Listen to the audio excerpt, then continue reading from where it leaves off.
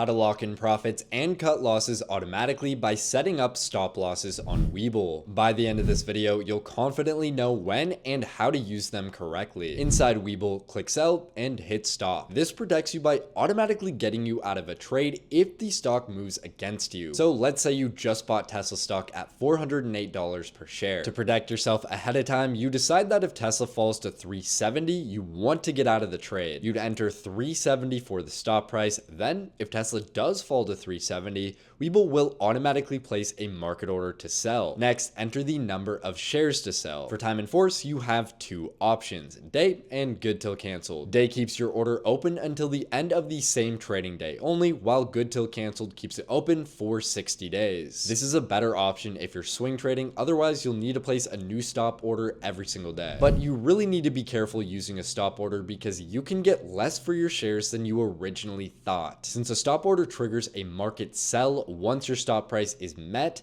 if the stock's dropping fast, your fill can end up much lower because market orders don't guarantee an exact price. That's why you also need to know how to use a stop limit order. Head back to the order type dropdown and hit stop limit. A stop limit works the same as what we just went through, but instead of a market order triggering at your stop price, it's a limit order. This lets you set a minimum price you're willing to sell for. To set this up correctly, always make sure the limit price is set lower than your stop. This is because a limit order triggers when the stop is hit, and by the time that happens, the stock can already be trading lower than your limit. If that's the case, it won't fill because limits guarantee that you get a specific price or better. That would then cause you to bag hold and possibly ride the stock much lower. So how much lower should you actually set the limit? Well, it depends on the exact stock. With a more volatile stock like Tesla, I'd set the limit further away from the stop compared to a more stable stock like Verizon. You just want to make sure it has enough room to fill. Okay, so stop and stop limit orders are great for cutting losses, but they miss one key thing: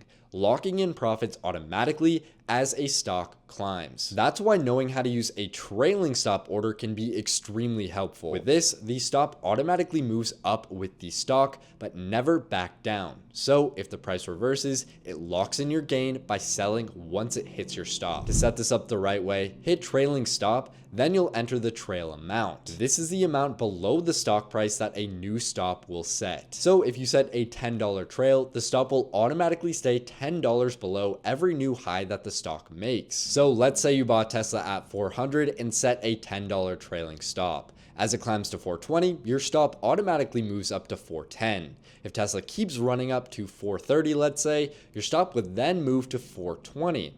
But if Tesla drops back to 420, Webull would automatically place a market order to sell. Now, once you've entered your trail amount, enter the number of shares, then select for time in force. For good till cancel, day is the only option for a trailing stop on Webull, so you'll need to place a new one every day to keep it active. Hit sell, double check the order details, and confirm to place your order. But out of these three order types, how do you know when to use each of them? You'll want to use a regular stop if you just want to cut losses and exit a trade as fast as possible. A stop limit is better if you want more control over the exact price you sell for, and a trailing stop is better if you're more focused on automatically locking in profits as a stock climbs. Now, Webull often offers cash bonuses or free stock for opening an account and depositing.